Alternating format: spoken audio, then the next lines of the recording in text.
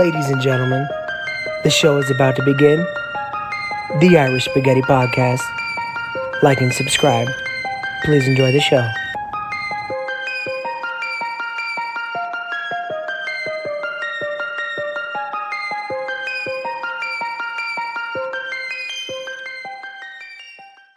Here we go. 5 seconds of silence, please.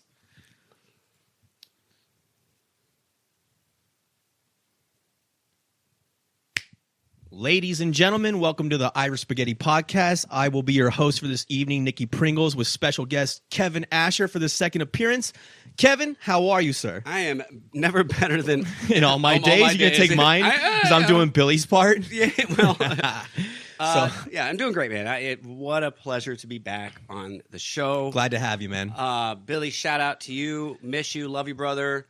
I'm no Billy, so I'm going to do my best to stand in. Yeah, we all work together at Guy Fieri, so he knows Billy as well. Billy's still dealing with his personal issues. He will be coming back.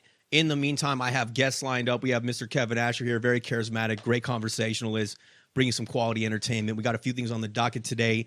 He's going to act as Billy in this regard, and he has the set list in front of him here. A little bit. Yeah, so he's going to control the flow of the show. We're going to see how that goes. All right. But in the meantime, what you been up to, man? Working, man, you know, Flavor Town. Yeah, that's the one I walked out of. Yeah, many people do. It is it's a place that, that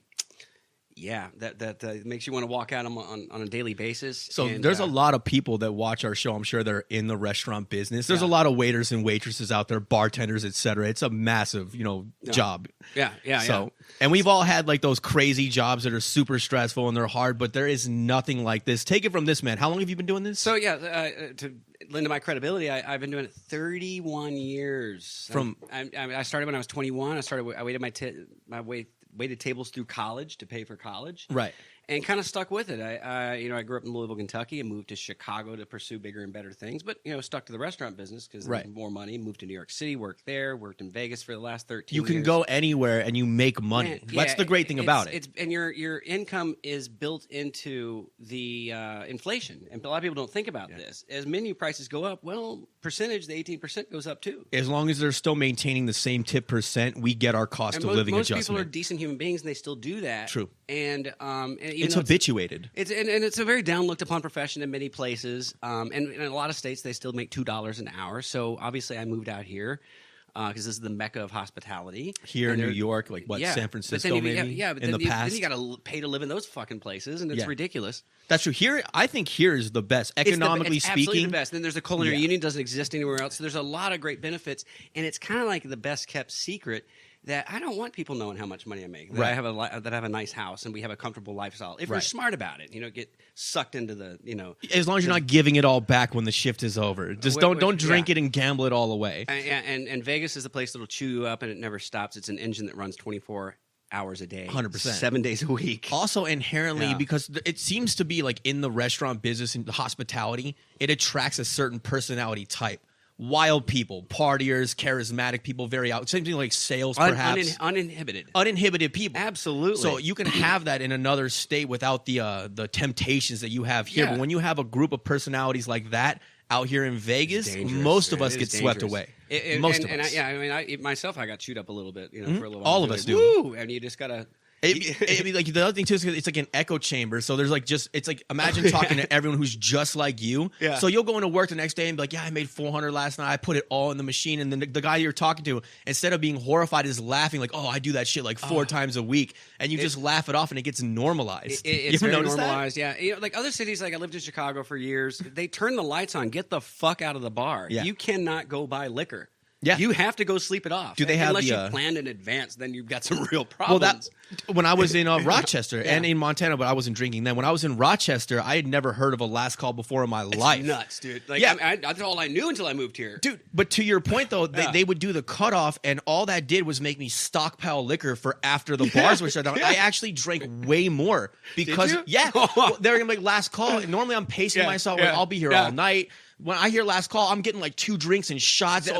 Dude, so you're slamming these down and leaving the bar. Yeah, or I had like a case stuffed in the refrigerator because I knew Sunday was coming and you couldn't buy anything until noon because you got to go to church first. Me too, yeah. And like, where did you come out here? And when you get used to this, like, there's no locks on the doors. We don't close. It's unfathomable that you can't buy liquor 24 hours a day. It's nuts. My first week here, I was working at the Venetian and I went out with a buddy of mine. He said, let's go grab a drink. I'm like, sure. We go to PT's down the street on Spring Mountain. It's a pub like any other in Las Vegas for those of you who don't live here. Whatever your local franchise pub is, that's ours. Yeah, and all the pubs here. They own Stratosphere now. Get the hell out of here. Really? Swear to God. That's wild.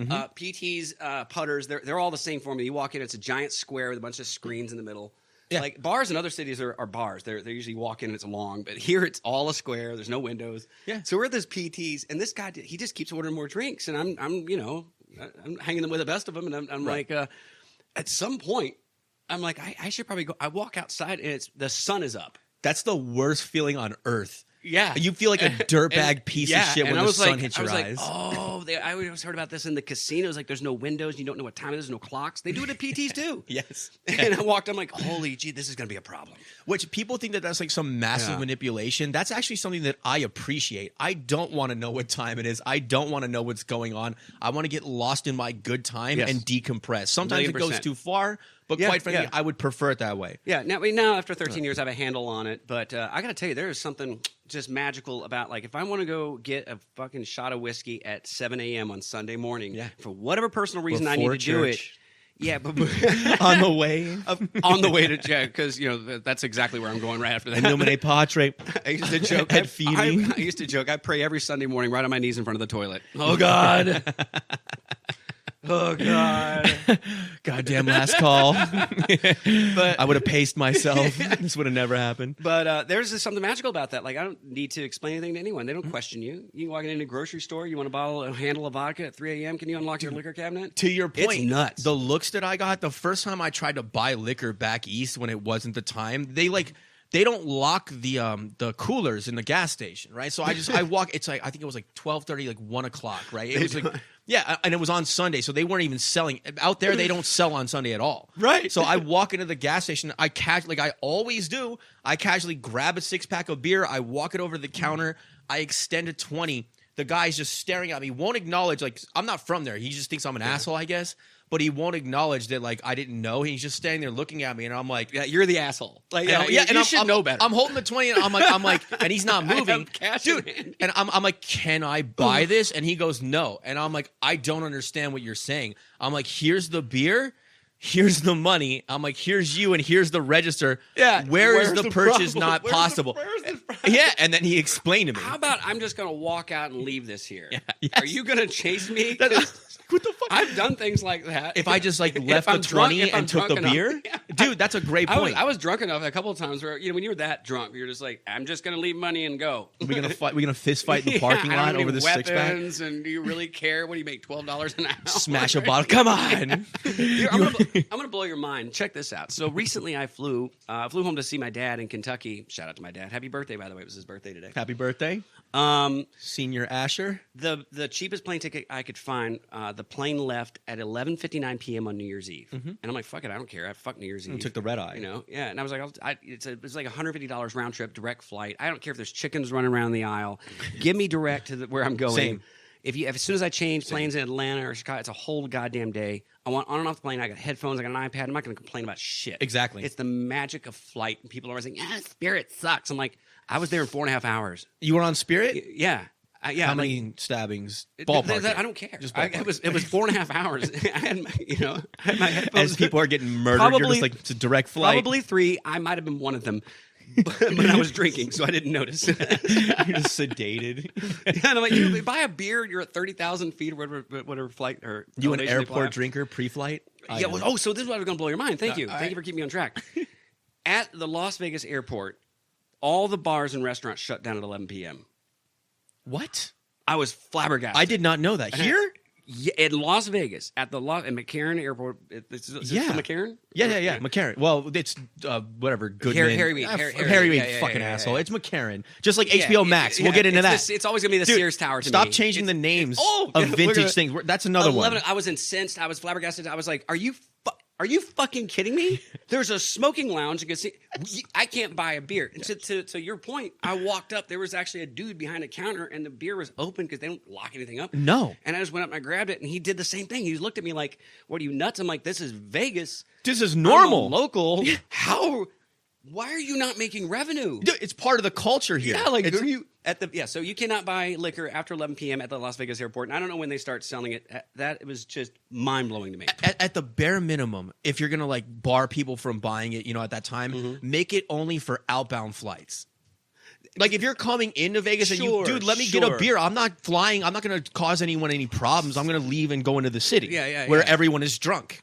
Joining everybody. Yeah. Like, what's they the once shoveled me onto a plane. I was so drunk when I got to the airport in Las Vegas. This is years ago. Sloppy? Oh, bad. They didn't care. They put me on the plane. I was going to L.A. Who cares, right? What were you like? Were you doing the whole and thing? then I had to change planes in L.A. to go to Japan, and the fucking pilot came out and talked to me. I was that bad. What? They were like, he came out to see me, talk to me personally to make sure that he's like, put him in the back of the plane. It was a light flight. He's like, put him in the back of the plane, give him his whole row, and don't serve him any alcohol. Mm-hmm. So he made the decision. He let me on board. That was nice of him. It was super nice of me because I was so polite. I was obviously not belligerent, being a dick. He had to tell what kind of drunk. Smelled like whiskey, right? Because my friends, they knew I was going to Japan. They got me, came over to my house, and they got me liquored up. I was like, guys, You got that shrink wrap sweat, the plastic sweat. I got to Japan, and my friend in Japan met me at the airport, and he was like, "Oh my god, that's bad." Yeah. Oh, it was coming out of your pores. It was buddy. all Maker's Mark, man. Was that that day's worth, or was that a accumulation of days worth of drinking? Well, probably a year's worth, but that particular night, that was like a whole bottle of Maker's Mark in 4 hours. You can't remember your last sip of water. Well, I remember Japan. I don't remember getting to Japan. I don't know. For you, it was a fucking time warp. You teleported to Japan in your movies. mind. I did try getting a beer at some point, and they're like, no. Pilot said so. They give you the little wings. And, Harry Reid, man. Let's go from the bottom up. Actually, I had that as the last time, but that's kind of funny you brought that up. It's always going to be the Sears Tower to me. I'm not going to name the current name of it. I'm sure people are familiar with their version of this. Like anything that's like a legacy, that's what you know it as, and then they just rebrand it. Yeah, some other out of thin air. Yeah, some other billionaire company or person comes along and wants to put their namesake on it and have their legacy for whatever. But I will make an allowance for if another company absorbs a past company, then sure, put your banner on it. Yeah. But if it's the same company, why change the well-known moniker? That's a good point. You want to set it up? It's still the Sears Tower, though. Sears it used to be Amazon, basically. Right. Yes. And they became full of middle management, and they died. And they had the tallest building in the world. It still always made the Sears Tower to me because that's most how famous, it's built. One of the most famous buildings in the country. Yeah. And now it's the Willis Tower. Exactly, dude. That doesn't even hit. I don't even know what Willis. I think of that. Is that the fucking beach ball from Castaway? I think of different strokes when I think of Willis. What are you talking about, Willis? It's honoring him. What you talking about, Willis? It's this Sears Tower. When you ring their doorbell, that's what it says. But I guess that they absorbed that company because they could have still been Amazon, but whatever. And it's so funny that or concept, Sears. Sears could still be Amazon, or it could still be Sears. Amazon could still be Sears. That building. There you go. Thank you. Yes. Yeah. Well, Sears was Amazon, is my whole point. Like they had the same concept, mail order. They send it right to your house. Oh, I see what you mean. Okay. Yeah, the whole Sears is the largest company in the world because they had the concept of we're gonna whatever you want to buy a house, you want to buy a car, you want to buy livestock, direct to consumer, right to you to your house. Beautiful. Amazon just replaced Sears because of technology. Because DTC, Sears son, lost track of that because of middle management. Blah blah blah. Anyway. But so when a company absorbs it, yes, they should get the namesake. They should have the option to. However, this is a weird one. This one, okay. Let's talk about, and this is going to parlay into some few other things we're going to talk about. HBO and Max. And Max. I like how you have to separate it. It was HBO Max for a moment. And they're trying to do this slow transition, and I'm doing the documentary on HBO. I'm not trying to plug it right now. No, go ahead though, please. And when they sent me the last email, up until that point, when they, the hook, the bait was like, HBO is doing this documentary, and that's a big name that carries a lot of weight.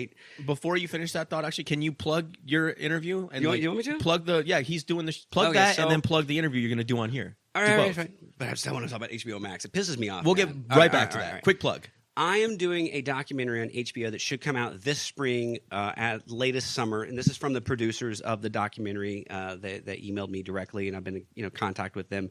I did an interview for them last year about a murder, high profile. My first boyfriend, years after our relationship, but I knew him for years. Murdered someone, buried the body. It's a fucked up story. There's a book written about it. It's on TV shows. So they approached him, of course. Yeah, his name is Joey Banis. Google Joey Banis. There's a plethora of things that's going to come up on it. And no one ever approached me for years. Did it come out of nowhere when you got that call? Was it like some producer?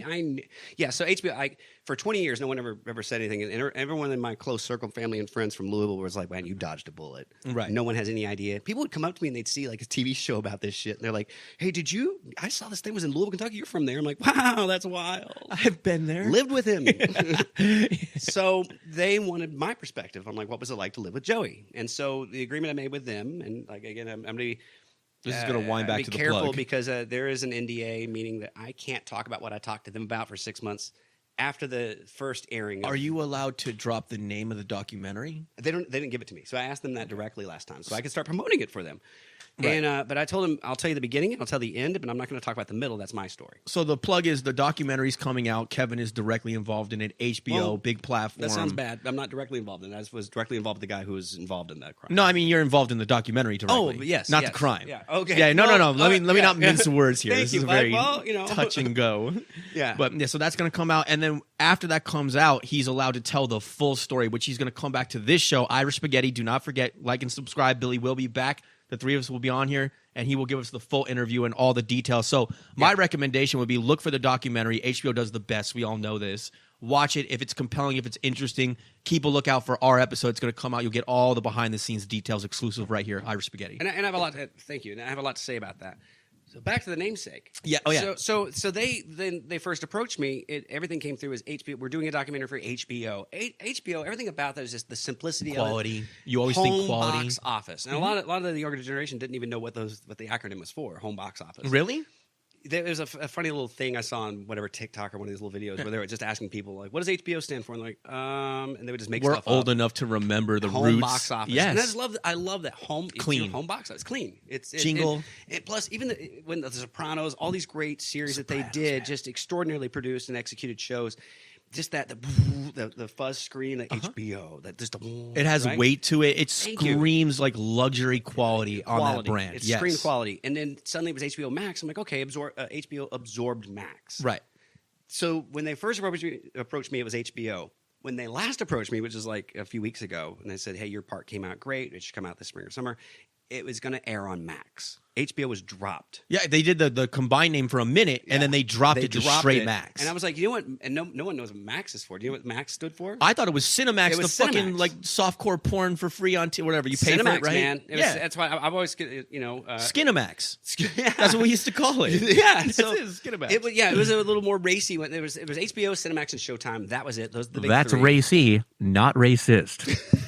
Carry on. Because I'm on the show. We're both just bone white. Look at this poster, man. By the way, two by white the way, angels. Look at what a brilliant job. I mean, I had to do look, I'm just going to recreate this. Am I got the right angle?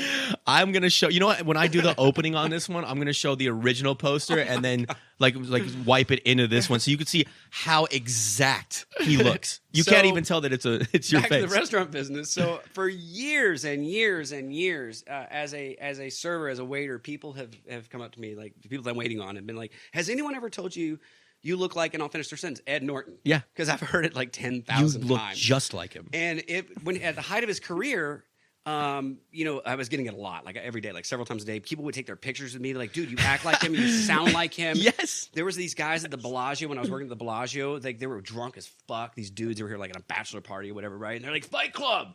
And the drunker they got was the more they would be like, Fight Club. Douchebags. And it got to the point they were like standing up and like, yeah, come on, Fight Club. And I was like, first of all, I'm your server. That was a character in a movie. And you're forgetting no one ever talks about Fight Club. Also, you're calling me the name of the movie, not the character. That's You're calling me that's Fight Club. all they could say. That's all they could say. Yeah. Oh God, they were at that level. But it's cool. He's a really accomplished actor. He's very good and Brilliant. And then he sort of just faded, and people stopped saying it. And then recently, people have started saying it again. Like, hey. Well, my girlfriend Jenny, she pointed it out to me like a couple of months ago. It never even dawned on me. As soon as she said it, then you boom! see I it, was like, yeah. oh shit! And the voice, everything, the cadence, it really is spot on. Yeah. So a lot of people have said that you sound like him, you look like him. It's nuts. Here's a kind of a funny story. So over the years, I've worked for a lot of celebrity chefs, and one of the celebrity chefs I worked for, this is all in good form. Not the current one. Not the. There is no chef. There is no chef. There really isn't. Anyway. Let's clarify. God damn. There's no chef behind that restaurant. There never was. There's just a public persona. Yes. And no offense to that. He built an empire. But I don't want to get into that. Laurent Gras was a chef. There was a restaurant in Chicago called L2O, and it was to stand for Laurent's Water. He was this very accomplished, esteemed chef that was into microgastronomy. And, I mean, it was one of the most fine dining restaurants. It was to rival, at the time, also owned by the same company, True. TRU, which was considered one of the best restaurants in the world. I worked there for a minute, and really? One of my best friends. But it was to sort of rival that, right? And it was more seafood focused. Okay, and it was extraordinary. This room was just exquisite. I mean, gorgeous. The finest details, Anakini linen, blah blah blah. Right. Right. Anyway, when you're of that caliber, you know celebrities. Mm-hmm. Now, celebrities have fan pages, but they have their real page, and so. I was friends with Laurent Gras, No shit. That's the real one, though. Well, I mean, I worked for him. Yeah. I knew him directly. So, of course, I was friends with him on Facebook, but he knew certain actresses. And so I think Hilary Swank was the first one I friended. No It shit. wasn't her fan page. It was her page. Her direct. And I would send like a little, I'd have a couple drinks at night. I'm like, I think you're a brilliant and wonderful actress, and I'm a brilliant and wonderful waiter. Just being a stupid dorky about it. If you're at Cute L2O shit. in Chicago, you stop by. And I was a friend of his, so she's like, oh, Kevin, she had me. Then that would open up friends you may know. Like all of a sudden, I started getting this Mark A-list, Wahlberg. A-list celebrities all day, every day. And so I would go home Edward at night. Norton. I started. Well, hold on, I'm getting to that. So I started adding celebrities. I would just say really nice remarks, very simple, one sentence or two sentences, and send a friend request, and they would always add me. They probably thought And you were I didn't fucking stalk Edward their page. I didn't care about these people. I'm not a huge, but Ed Norton. Yeah. Because of. So one day, Ed Norton's name came up. It was like, people, you made Ed Norton. I'm like, my fucking God. My God. I thought about it. I'm like, holy shit. This is the deal. Like, these people are like, you should be a stunt double. You should, and I'm like, I could do all those Edward things. Norton's stunt double, I man. could do what I'll do it. Shoot me. I don't. Do I get a paycheck? Use real bullets. I'll take the hazard pay. Let's go, baby. So we're artist. I sent him a message more than two sentences. And explaining, like, people always say, I look like you. I think you're a great actor. Whatever I said. It wasn't terrible. It was kind of silly. He never responded. To this day, it just says unread. So it's still marked as unread. To my other, probably to this day. So all my friends, I had shared this, at the time. And one of my friends said the funniest thing is, you know what you should do, Kevin? He goes, you should go out to his house, break in, and explain it to him in person.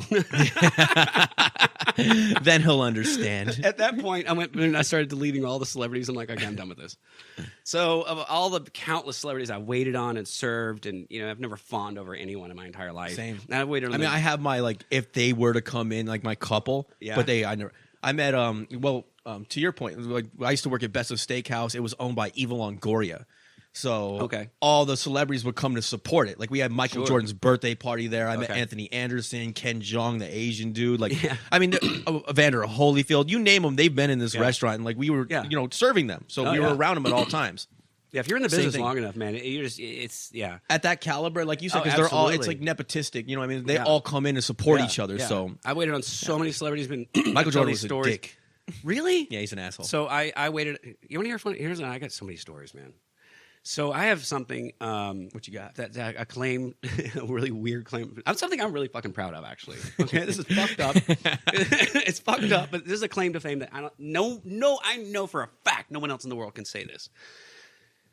There are three people in the restaurant business, any restaurant. I don't care if you work at Denny's or Joe Robuchon, right? Right. You don't eat off people's plates. It's no, disgusting. We've all done it though. In fine dining, we used to, man. Well, that's what I'm saying. We've all done it, bro. Though. Right? You get a bacon wrapped prawn that's untouched with a dipping sauce. Dude, this is you don't want to throw that away. It's like the finest ingredients. I know it happens, but it's frowned upon, and people are like, "That's gross. Don't ever. That's disgusting." You don't know those people. It's delicious. You're absolutely. So check this out, man.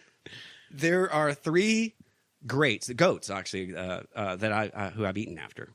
Okay, let's hear this. Okay, all right. You've consumed their power. By the way, we're not on the list at all. No, we'll get back to it. Which is fine. It's more like guidelines. Listen, than I'm really actual proud of rules. this. It's like the Pirates Code. No one else could say this. Listen to this. So, all right. Come on, man. Muhammad Ali. I'm going to say the name first. You went with the goat. Like you had three. You don't lead with Ali. No. I have to.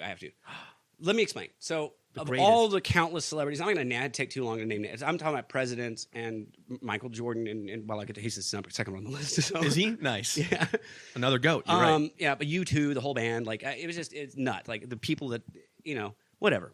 And I'm always just treat them like people. Sure. They don't want to be That's like, how we always oh my were, God, too. I can't believe you're, you, I love you. Like they hear it all fucking day. Just talk to them like anybody else. Talk to them like 100%. anybody else. Be a waiter. Give them their food. And you can tell people like, hey, I waited on fucking whoever. But be it was, normal. Right? But just be normal. Then they respect that. 100%. 99% of the time they're polite. They're respectful. I'm sorry about your story. But Muhammad Ali he is the fucking greatest, man. One of the greatest human beings to ever live. To ever live. To have ever lived. Agreed. And listen to this. Agreed. I'm from Louisville, Kentucky. Born and raised. Muhammad Ali is from Louisville Louisville, lip, baby. I moved to Chicago. Then I go to New York City. I go back to Louisville to visit my family before moving back to Chicago. Mm-hmm. My boss from my restaurant at the English Grill in the Brown Hotel in downtown Louisville talked me into staying there through Derby, because the Kentucky Derby is a huge thing for them. It's basically like their only time of being Vegas once a year, right? For a weekend. And it's nuts. All the restaurants are packed and stuff. He said, you just stay through Derby, and then you can go back to Chicago. I'm like, all right, I agreed to it. Right. Before Derby, though, I was working there. Muhammad Ali comes in with his wife, and with a third person is this guy. Let's say it's his attorney, whoever, I don't know, tax accountant or something like that. Right. They eat dinner. Some Jew. And I'm like, I'm kidding. Jesus. Holy shit. This is Muhammad Ali. This is the real deal. Right. This is a quiet oak panel dining room. I'm wearing a tuxedo. Was he like super? I'm not trying to be mean, but was he like super Parkinson's at that point? Yes. Okay. All right. So because he got notably worse, of course, in the last. And I have the biggest respect for the entire family and all of them, and he's just a superb person. But and this is not make fun, but this is why I sound. This is when I took his order, and what you be having, sir? And he goes, and I look immediately at his wife, and she goes, he'll have the chicken paprikash, and I said, indeed, nice, and just agreed. Nice. Right? Dinner comes out. I serve dinner. He eats. He leaves a piece of chicken on the plate. He's taking his shoes off, by the way, while he's eating dinner. Who's going to fucking say anything to Muhammad Ali? Dude, it's Muhammad. He can do whatever he wants. What he does, yeah. If I was holding can my break- child and he walked up Yeah. and took my child, I would just let him have. Exactly. Now it's Muhammad He Ali's could break a kid. dish over my head, throw a drink in my face, be like, "Woo!" I'm like, that's my boy. He's but lucky. But he never do that, because that man had such incredible class and sophistication. He's a beautiful person, along with his everything else that goes on. It would take too long to describe all of his attributes. We know. But we know he's the greatest. He's the greatest. He's the greatest. So I go back to the kitchen, and this is my first. The reason I started with him is because this is the first time I ever did it. Right. I'm like, I look at this plate, and I'm looking at this chicken, and I fucking eat that shit.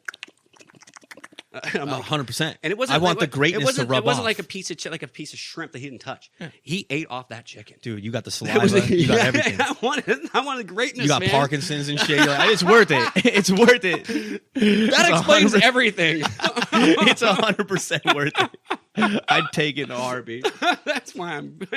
I just want the rub. I want the That's rub why off. That's why I'm shaky. It's not the alcohol. After I eat that, I'm like, I could fucking box for like 30 minutes just like him and shit. I'm like, It's like when you get Start an doing the organ, shuffle. when you get an organ transplant. I can play piano now. I want to fight.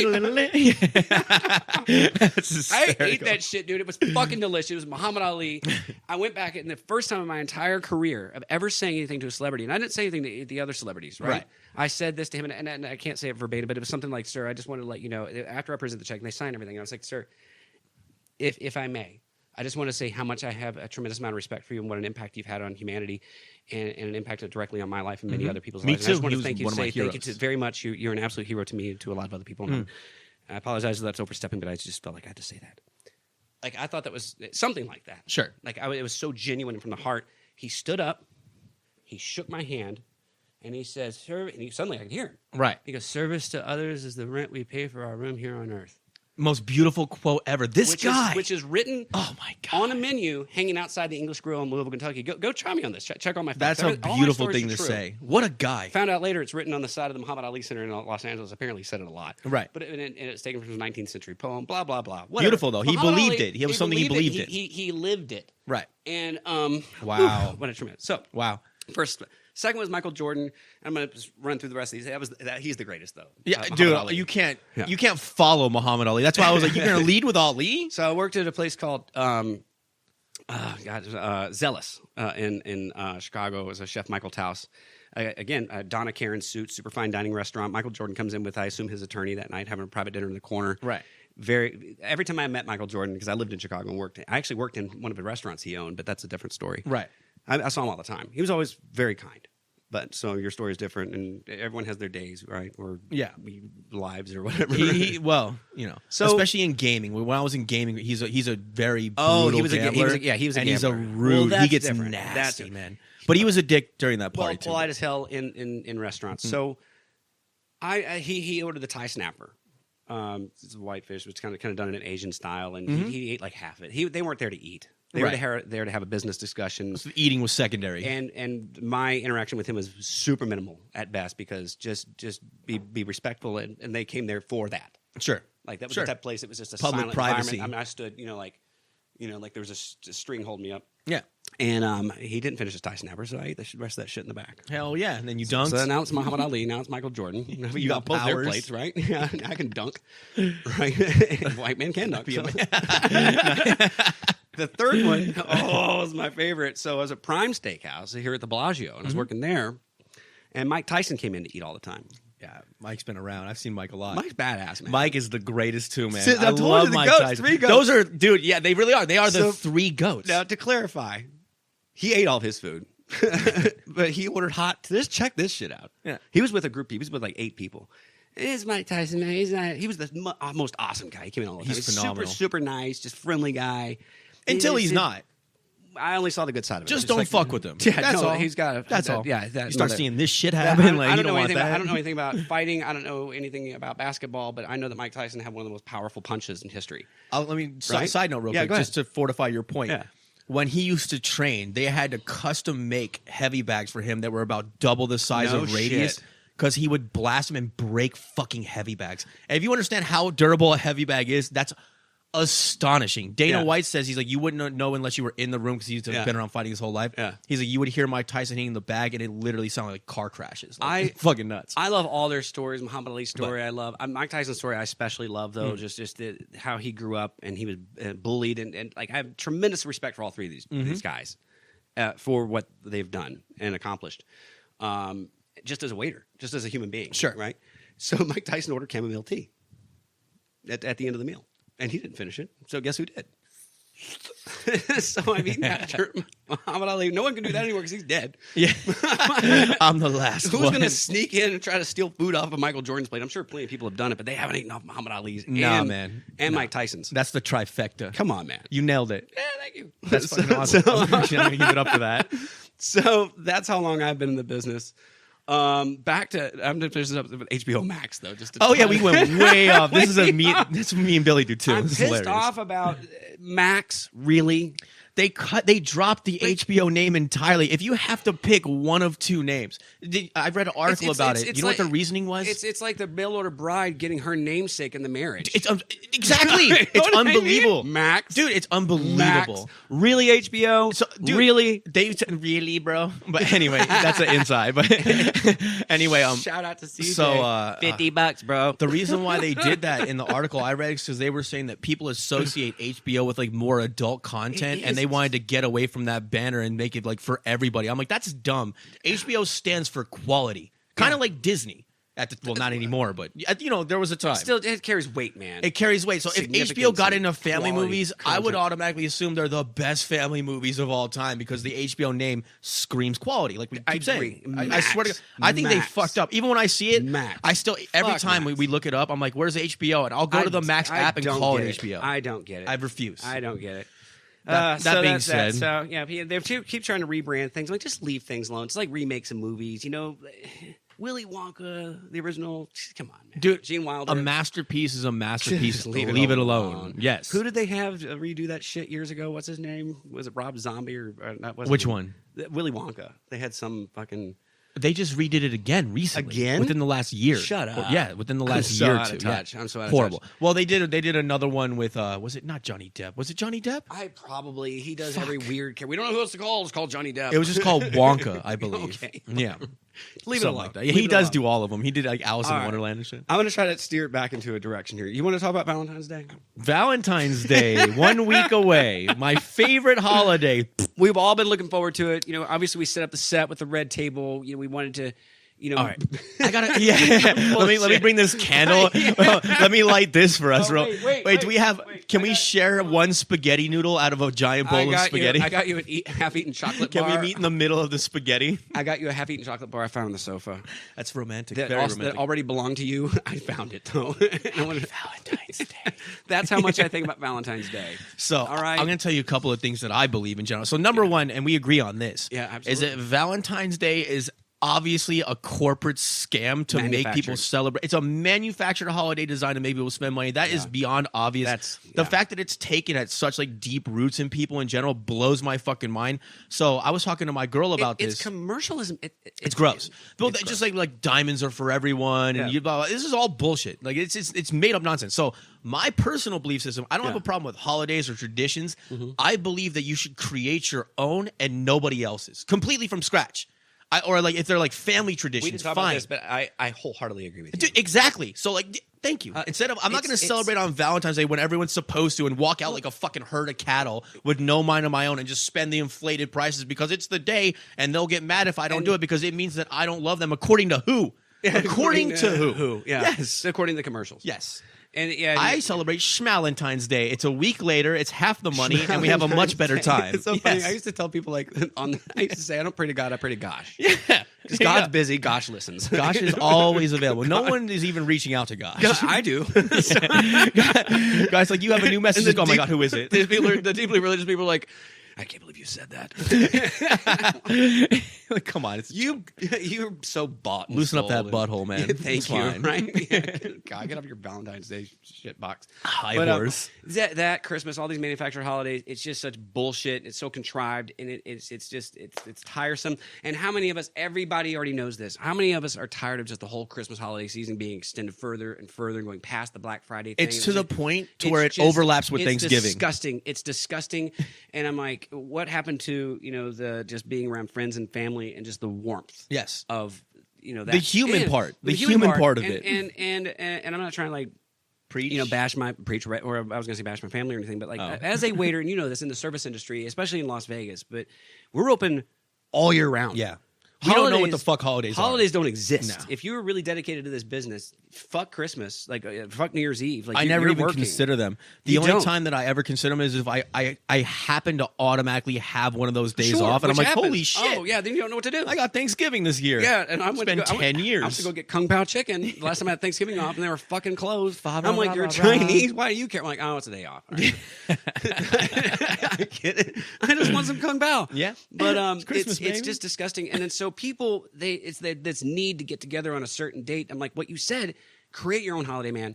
I've told make it people, yours, friends and family over and over and over and over the years, like what days I'm off, when I'm available. But if it's more important to get together on that day than to get together with me, then by all means, 100%. Then go ahead and do that. 100%. Even though you all can control your schedule and I don't. Right. But please. Right. Yes. By all means. The best gifts are not when they're not expected. Agreed. Now you're a child. I get it. That's different. It's the joy of giving a gift to a child. You're doing it for the child at that point. You're doing it for the reaction. That's the best part of getting gift giving is giving the gift, not getting it. Yeah. Because it's always kind of embarrassing and awkward to take thank you. But the best time is when it's not expected. That's right. It could be any day of the year. Like, hey man, I got you something. I thought about you. Thursday, August 25th, whatever. for no reason. Yeah, you're just for like, no hey. reason. And there's like, oh my God. Christmas in July. Those are the best. It's true. Bullshit. I got to go out and wrap a bunch of. There's a deadline on my love for you. It has to be done by the 25th before 12 a.m. Yeah, all right? dude, Otherwise, I don't care about you. It's not. I checked out of Christmas so many years ago. I still like lights, and I haven't decorated the last few years. But I did just because I enjoyed it. And now we're not bashing the specific holiday. It's the concept that we're talking about. It's the commercialism. Like, my family is big. We love Christmas in my family in general. It's great. But we love it. I like cooking. It's not like because we feel it's just something we enjoy doing. It's nice to in get my together. family. It's nice to cook and nice to be around friends and family and loved ones. Mm-hmm. To me, that's Christmas. I don't give a shit about New Year's. Yeah, I don't get. There's a lot that I don't give a shit about St. Pat. Like you just want to drink on St. Patty's. Like who are we kidding? You know what I mean? Exactly. Mardi Gras for Irish. That's all that shit is. There's some. Halloween's fun. Halloween can be fun. It's not one that I celebrate, but I understand it. But the point is that like if it's commercialized, you don't have to do it. And I think that the best traditions are the ones that you personally create. Bingo. And that's it. Something special to you, that's important to you. That's the day that you should celebrate. Sometimes just being together with somebody, that's that. Every day's a holiday in my world, Kevin. I'm an alcoholic. Oh my god, the power of That's hilarious. I just want to punch you in the throat now. We were talking about this like earlier about being positive, and we were considered talking about like life choices, making good choices in life. Well, maybe we should jump into that. We can. A lot of the people that are in our friends group are going Day. through like transitional periods, if you will, in their lives. But sometimes, and you've mentioned this on one of your other programs about the over positivity. Mm-hmm. It's Yes. almost sickening. Like, okay, I was listening to. I hate to plug Joe Rogan, but on his show, he was kind of bashing Oprah Winfrey for bringing this disgusting thing called The Secret to everyone's attention. He hates it. He hates it. Really? That's hilarious. He's like, oh, I want to be able to fly without wings. Or whatever he said about it. actually pretty funny. He's like, it was one of the most egregious things she'd ever done is what he said, his words. I was like, wow. I was like, well, I kind of believed in manifestation and stuff. But I think the whole idea is that this whole over, like, not everyone can be Oprah fucking Winfrey. Correct. Not everyone can be a fucking president. Correct. The world needs ditch diggers and they need waiters. Correct. And they need anything. Yeah, you'll be miserable if you keep thinking, I'm going to manifest being a billionaire. Well, then, like me and Billy were talking about it a few episodes back also. It's like, and then like if it doesn't go your way, you feel like that you're doing something wrong. So That's what I'm saying. you personally feel like you're a failure. It'll take a greater toll. You got to be careful. Yeah. Now, I do believe in manifestation in certain ways. I'm still kind of looking into it myself and practicing it, just not in the way that it's being taught now. So that's kind of what me and Billy were talking about. Like even the word positive is being misinterpreted. It's like the word positive woke. doesn't mean always smiling and saying happy things to people all the time. Like we were talking, it's using your pain to turn it into something good. Or, positive means to plus or to benefit. It doesn't mean to be jovial 24 hours a day. Yes, because that's just fake. It's manufactured just like Valentines Day. Like pain doesn't equal bad. That's the conversation that me and Billy had. Like, and I believe in the duality of everything. So I think that there's light positive, which is the high and the hugs and the kisses, and then dark positive, like tough love. Yes. Or going through a hard time to become a greater person, which is a gift from God. You know what I mean? That's a gift to be able to struggle, to have your face kicked into the dirt, learn how to persevere and overcome. These are the things that build your character. But while you're going through them, no one would call that positive. Everyone's like, oh, that's negative. You don't feel good. You're having a bad day. That's fucking positive in the right circumstances. So that's, yes. 1,000,000%. I'm glad we got on this. Life isn't it's a small world fucking ride, right? We're all just like, the entire time. I said earlier, you only know joy to the extent of which you understand sorrow, right? I like that. And we like. It's not like we crave pain or anything, but you need to a that. degree. You do though. A kid needs to burn his fingers to learn that's too hot. And this is a reality through all of nature. A positive and negative charge is imperative to create reality. So that's obviously gonna like kind of permeate through all facets of life. Now on this. We had kind of had a light discussion earlier tonight, and I was saying we could talk about choices, right? Everybody's going through some transitional phases in life. My boy Nick here, God bless you, walked out, and I told you I applaud you. I said it's one of the most empowering and liberating feelings ever when you find out that you're in whatever it is, a toxic relationship, which I was in one, or in a toxic fucking job, when it's destroying your soul, when you got to the point you're like, I cannot do this anymore, and it has nothing to do with my character, and that this is going to make me a better person. It's not a worse person. It's not a weakness. It's a strength to be able to walk away from things and to acknowledge that, because we don't like acknowledging, like, it's not that you made a bad choice. It was just we call it failure. We mislabel it. Like you said, like same thing with a toxic relationship. Like you've had that personal experience and you hang on to it like, oh, I don't want this to fail. Yeah. And then you walk away, oh, my relationship failed. It's like, no, the failure is in staying in a situation that is not actually benefiting either person or feeding your souls. And that relationship, and that relationship could be That's a person. The failure. The relationship could, absolutely. The relationship could be a job, whatever it is, a religion. When it's too combative in your own psyche and you're like, this is not helping me anymore, this is really bad for me, it's time to walk away. See, like the people think that, like, how do I say this? The failure is not in letting go. Sometimes it's in holding on. Letting go is not a failure. When when life is pushing you to let go of something so you can grow and go down a new avenue and a new path, and you do that, that means you have to let go of something old that was taking up that space in your world. Yeah. And we view that as a failure, like in the non-success. Right. We're wrong. We've misdefined this. Same thing with positivity. If you don't learn from it, then it is a failure. Sure. And if you take something from it and you've learned something, well, then that was important in your life. It moved you forward. And onto the note of like changes, let's have some positive changes, good things going on in your life. You got nothing but positivity in your world right now because you left that toxic situation. Now I have all these openings, you know what I mean, to insert things into my life that are good and beneficial. Yeah. And it's nice to see people. And I like earlier today I was talking about choices, and what differentiates all of us, the sum of everything, where we are in our life and who we are and what we are, is the culmination of all of our choices that we've made. True. everyone's born into different situations and environments. But I was making an example earlier today. I had been driving home from work. This is a couple years ago, and I saw a homeless guy passed out, face down in the gravel. As a police officer seeing out there, seeing if they're alive or dead. And I was just sitting at the red light, just watching this. You know, my comfortable car with heated seats, and Bluetooth. You know what I mean? But I looked at that and I'm like, that's a slippery slope, man. You know, like it's I was like pointing at the beer. I like how you do it label forward. Very professional. Very professional. By the way, this week's episode is brought to you by Stella Artois. Would you like to smell the cork?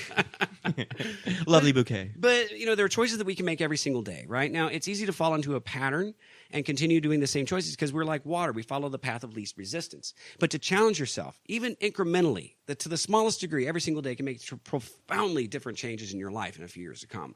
Mm-hmm. And one of them can be a little bit dramatic, like walking away from a relationship. That needs to happen. Walking from a bad job, that needs to happen. Or environment, just any environment. Any environment. It could be a fucking tornado. It could be like hell. Maybe you have an abusive dad. You know, he's an alcoholic. You're 17, 18 years old. Get the fuck out of it. It's one of those empowering things. And the oceans will part when people see that you're striving to become a better person and trying to do better things with your life. Mm-hmm. And so on that note, courage is rewarded. Courage is absolutely rewarded. Sorry, no, please. That's all it's about is that so changes are so important. It's inevitable, first of all. And if you deny it and ignore it, it's going to happen, whether you like it or not. It's going to be much more painful if you don't control it. Mm-hmm. So control the narrative, control your life, choose those changes, and do something really, really good, even if it's incremental. And there's some people we know are making positive changes in life. You have. I've always found you an unbelievable inspiration. Thank you. And then on that note, I was saying earlier, there's three types of people with in respect to conversations that you can have with people. The highest level are people who inspire you. These are idea people. Mm-hmm. Let's go hiking. I want to build a business. Whether the idea comes to fruition or not, at least they're thinking. And then there's just stagnant conversation. The weather, current events, blah, blah, blah. How was your day? Fine, normal. Yeah, and that's not bad. It's not good. But then there's people who talk about other people. And it's easy for any of us to do that. We've all done it. Mm-hmm. But just try to stay away from that. Well, so surround yourself with people who are idea people. Something's clicking as you're talking. Like you're actually like making something come to life for me in general. So it's like, think of it like different like energy states, if you will. So it's like when you're an idea person or you're trying new experiences or you're moving forward, that's a high energy state. Yes. When you're doing the same thing over and over again, that's a mid-level energy state. And when you're talking down about people, you're being destructive, not creative. That's a low energy state. That makes a lot of dude. I like that. I'm going to pay very close attention to this. When I first met you, you said you had created a podcast. I'm like, this is an idea guy. This is a guy who's doing something with his life. Man. And people who try, like I said, they profoundly impact the world because everybody has great ideas in the shower. We all do, or on the toilet, or wherever you have an idea in the car. And the people who get out of the shower and actually do something about it that make the changes in the world. The world is full of people who are under-talented, under-skilled, and underqualified for the positions that they hold, particularly in politics, economics, and almost every leading position in the world. There are people who are far better and far more talented to do those things, but most of those people have never taken action to do that. That is great to say. Like there was no competition for them. Like you left it wide open for this low-level bum to get it because who else is going to come and no one else is trying. Yeah, no one else is trying. How many of us start a sentence with, you know what they should do? That's a fucking great one, man. You know what they should do? I don't know. Why don't you do it? Because some people do. I will. Some people, whether you love him or hate him, Elon Musk is building a fucking rocket. I hope he goes up there first. But yeah, like really, that's a great way to put it. Put your money where your mouth is. Yeah. Like get on that fucking rocket if you really believe in it. I definitely believe in throwing yourself into the fire, though. Go to Mars. Yeah, let's go to Mars, man. No, I'm talking about Elon. Go to Mars. you be the first one on that rocket. Go ahead. I want to be a fucking Martian. But there's people. Those are the people that make changes because a lot of people don't stand in their way because other people are afraid to make those changes. Mm-hmm. So the power of positive change. This is no segue here at all, brother. I like this. Drake. Oh my God, we go from this profound, deep, insightful conversation. I'm terrible at this. I am no Billy, guys. I apologize, Billy, if I'm ruining this. So Drake's dick apparently has gone viral, and not in the traditional STD sense, in a new way. Yes. God. So do you know what happened? No, I just found out earlier. Dahlia was telling us. Dahlia was telling us. I saw the video. So don't quote us on media literacy. We're getting this third hand, but apparently somebody, I can't imagine who, Somebody. leaked Drake's dick on video. I guess it's enormous. Yeah, who do you think leaked it, Kevin? That's hilarious. Just a sneaking suspicion. You know, what was he like? Whoops, and just sent it out Here's there. the thing I was telling Dolly. I was like, okay, if you're Drake, like I was like, I got to see this video. I've seen a few dicks. So We've all been to gym class. Some classes last longer than others. I'm talking about three-way mirrors, okay? But I would never look at another man's penis. You're that guy at the urinal that's like just doing that shit. I'm like, particularly nasty weather, huh? Could you stop? So okay, all right. So Drake's had a big dick. No shit. Yeah, we could have guessed. Wow, shocking. So I watched the video. I'm like, okay, I'm just gonna tell you what I saw. It's not like a fucking full on fucking hard fucking girthy, dick, right? Or he's playing with it. You know, yeah, it's big, but he's like smacking it back and forth and shit. And I'm like, okay, I've seen this before. Not his dick, but this move. Well, it's the what I call the close. Like if you're on apps and you're a dude looking for a dude or a dude looking for a girl or whatever, and you're like, you know, you're trying to close the deal, you're trying to get them to come over and hook up or whatever. That's kind of like, hey, you know, maybe you don't like that. I got this, and it's kind of like this playful, like that, right? Right. Like, ooh, okay, that sounds interesting, or that looks interesting. I'm gonna go over and get some of that. Right? You're Drake. You don't need to do that. No, you just need to be Drake. Say, I'm Drake. And the bitches will flood the gates. They'll be lined up. All you need to do. You need to show you. He did like a Tinder. Like, yeah, look at that. And I'm like, aren't you Drake? You just have like, to look like Drake. Yeah, big dick. But you're Drake, right? Just wear a name tag that says Drake, and that'll have way more power than that dick picture Why or whatever it is. Do that? You just had to show you had a big. Yeah. Your bank account's bigger, buddy. He's like, that's not all that's bigger. Take my money, but you could never take this dick. This is gold. I mean, yay, Drake. Yay for you, buddy. Now the world knows. Justin. Yay for you, buddy. Justin the Biebs. Justin Bieber. Oh. Justin Timberlake. No, he's a small dick. You can tell from his voice. But anyway. That vibrato doesn't come from nowhere. That's hysterical. So Justin Bieber had a leaked video like this a few years ago. He was like on vacation and dick video. Yeah, he was like on vacation. Well, not in the world. Girls tell me these things. So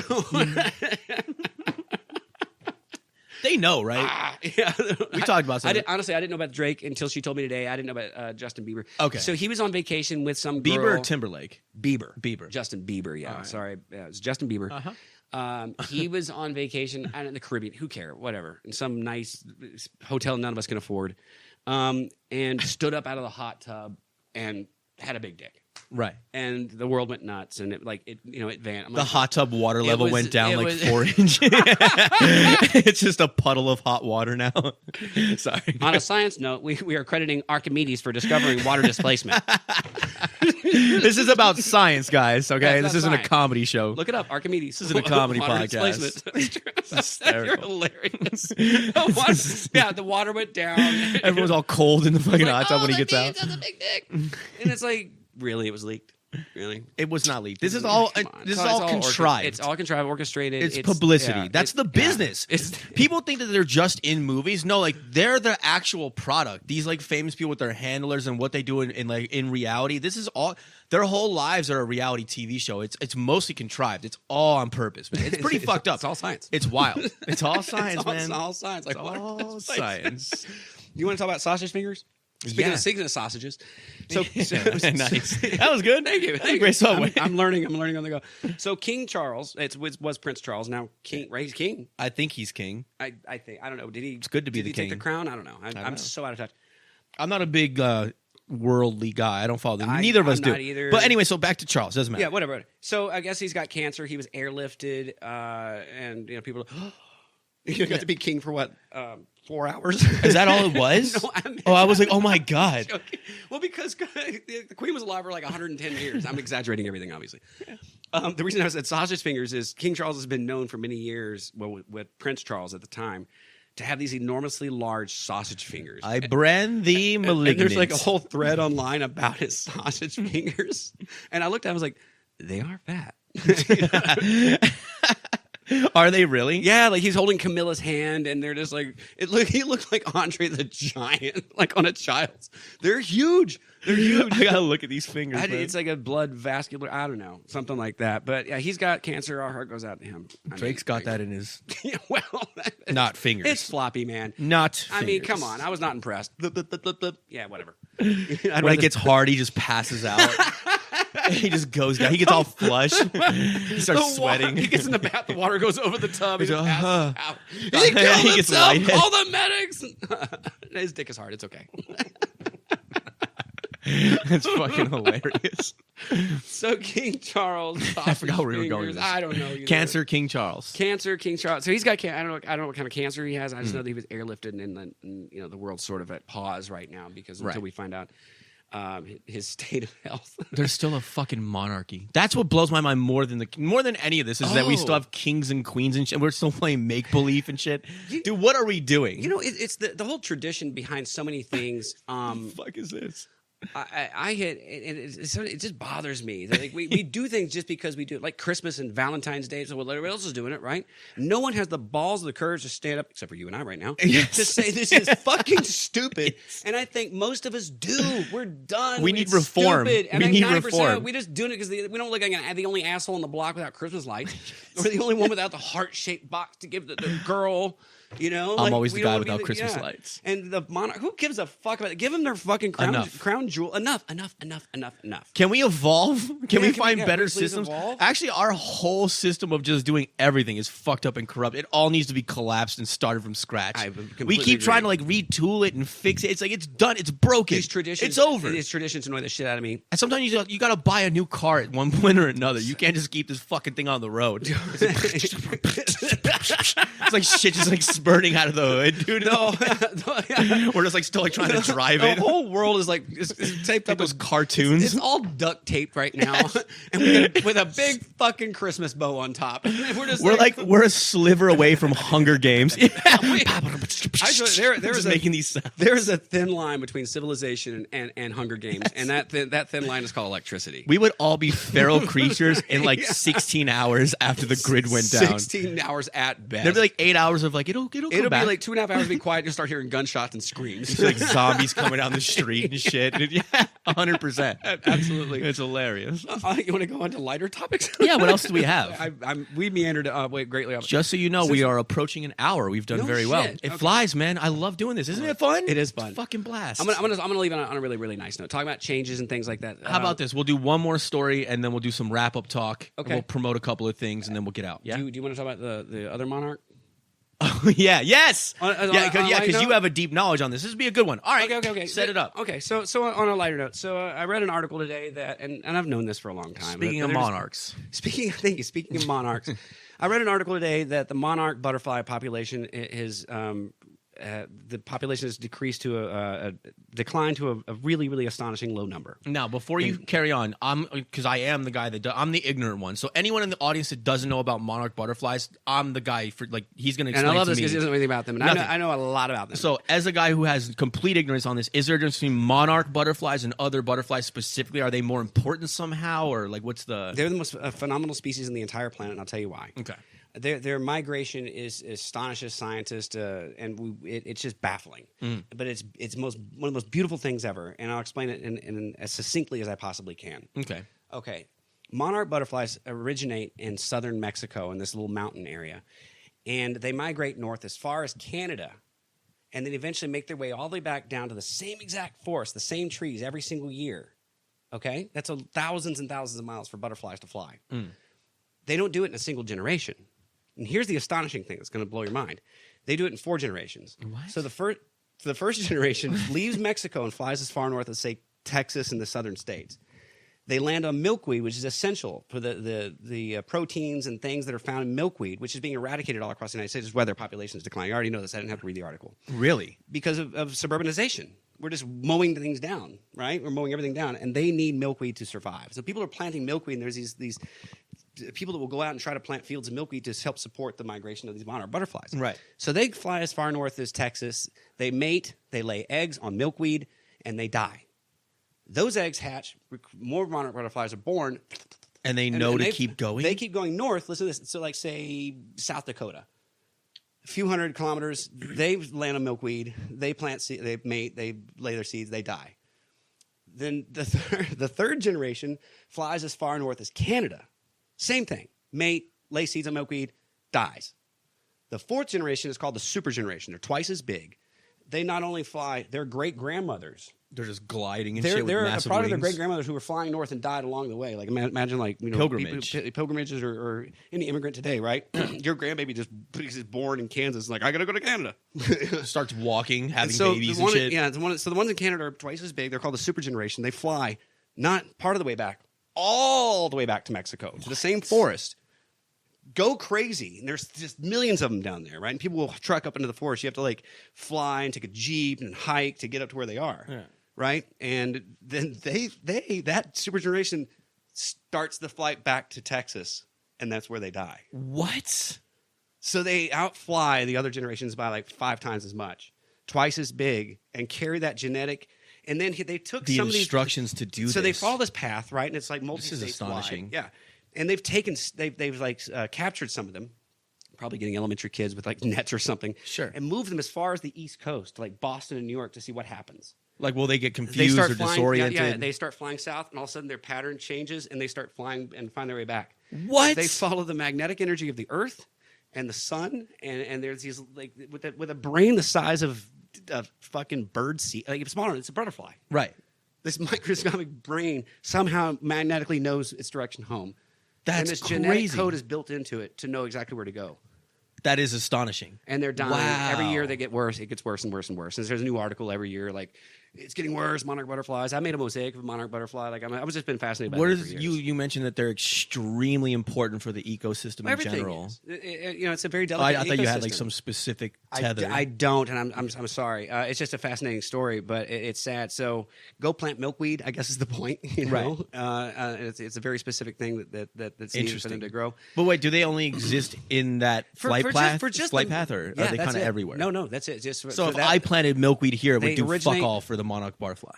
Yeah, they don't come over this far west. They don't drink. Yeah, so if you're along that migratory path, you're right. You should use my. They don't drink.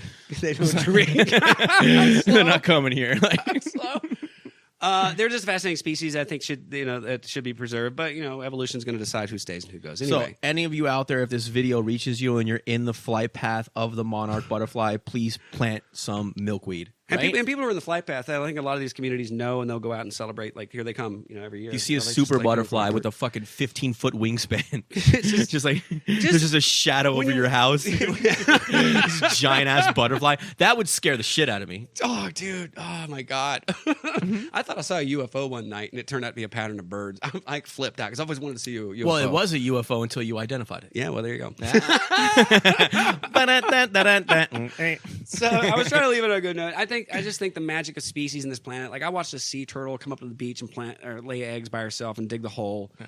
And it was the only turtle there. It was me and this turtle on the beach in Mexico. And then it eat its weaker cool. children, swim back into the ocean. That's how nature really behaves. It's a by state the way. of the form of Irish spaghetti. Did you know, to take away your bright note, that dolphins separate and then gang rape female dolphins? Oh my God! Against their will to procreate. They probably. That's what I'm ending with. And that's why the Japanese slaughtered them in that bay over there. Fucking karate Rapist. chop the shit out of them. Dirty rapist. That's rapist, not racist. All right, man. I'm going to fortify that. So before we get out of here, guys, I just wanted to say a couple of things. If you've been watching the show, the last couple of episodes, I was going solo, talking about some spiritual things, some of my belief systems, things I'm very, very passionate about, really behind the scenes of how I actually am and, how I live my life. I'm going to I understand that this platform is not for that type of conversation in general. So I'm going to create a spin-off channel and then have my own thing going on as well. Like, it's going to be a whole different, more philosophical, more serious and things like that. I want to preserve this show for me and Billy because I love doing the comedy podcast, having guests on. Kevin, you were great. Really appreciate it. I adore doing this. This is not going to stop for our base audience that found us, that found me and Billy through this type of format. It's not going away. Don't think that the last 2 episodes are what the show is going to become. Like I said, I'm splitting that off. Those of you who are interested in what I did the last couple of shows, I will post my new channel like the next when I get it up and running, probably by the end of this week. And you're welcome to subscribe to both or just one of them, whatever's best for you. But just know that this is going to continue happening. Bear with us. Like I said, we're all just regular guys. We're going through a transitional phase. Sometimes there's bumps in the road, but this dream's not going to die. We're not going to stop. We're going to keep coming back and providing quality entertainment for you guys. It's just going to get better from here. In the meantime, again, keep building your thoughts and prayers. He's going to be back soon enough. And Kevin also has a project that he's going to start, so I'm going to hand it over to him. Oh, wow. Okay, thank you.